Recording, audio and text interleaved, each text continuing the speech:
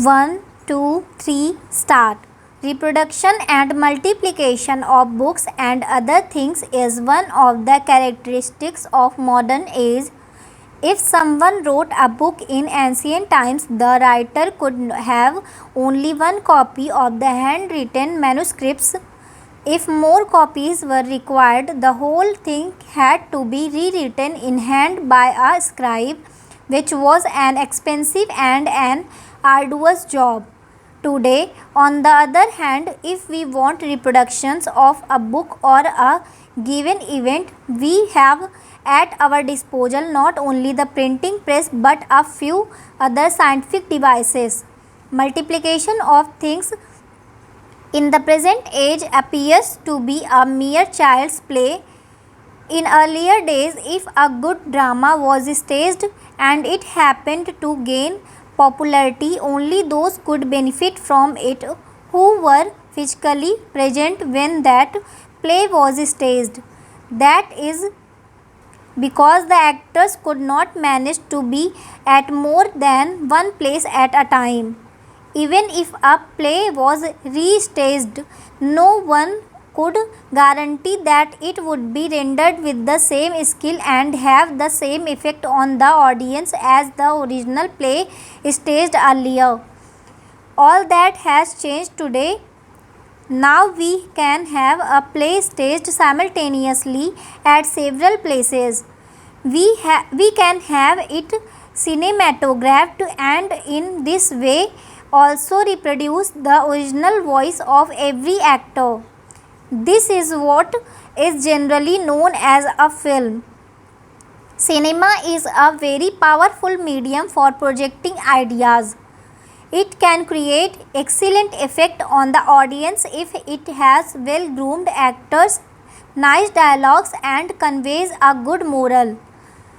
But it is equally potential in its destructive powers if the characters are immoral, so that their life as portrayed in films tends to degrade rather than raise society. The capacity of the drama to do good or evil is limited in the sense that it can influence only those who see it enacted at one place at a time. But the capacity of the film is unlimited because of its reproductions and the large number of people who can see it any number of times at any number of places. It is therefore very necessary to be cautious in the production and use of films in order to ensure that they are utilized for the good of society. Broadly speaking, cinema may be said to have three main objectives, namely education, recreation and propaganda, and these have utmost importance.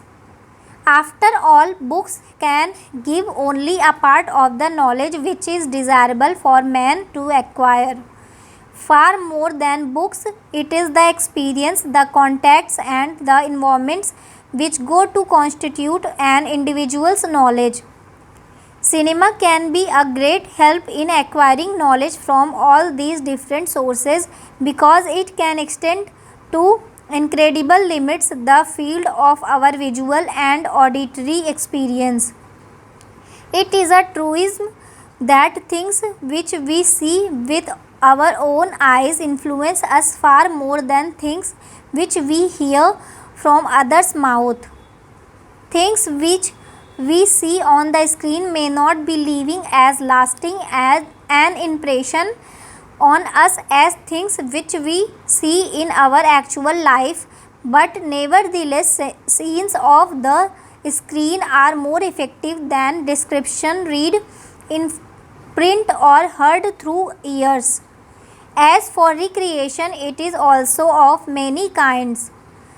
There is recreation which besides being entertaining is also educative. There can also be something which is recreative but morally injurious. I cannot claim to have seen many films. Actually, I have not had many occasions to see them. But I am told by many a friend that quite a number of our films belong to the latter category, and that far from being a genuine source of recreation or education, they only stimulate sensuousness. Much films have a particularly bad effect on younger minds. Maybe that such films are more popular than others. It is also possible that such films may be more paying.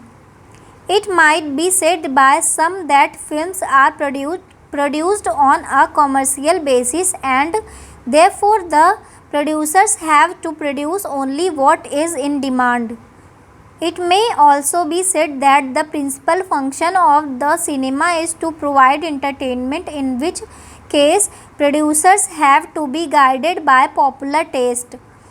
All these good points might be put for the sake of argument, but I would like to point out that to those connected with cinema industry that if they want to render real service to the public, and I do believe it should be their ideal, all these arguments should be of little consequence to them. At any rate, these are secondary considerations. The primary consideration must be service of the people. No service can be real unless it safeguards the genuine interests of those who are sought to be served. I would request film producers to think over this and ask themselves as to what their real aim is. The aim has to be service of the people, which is not incompatible with commercial success.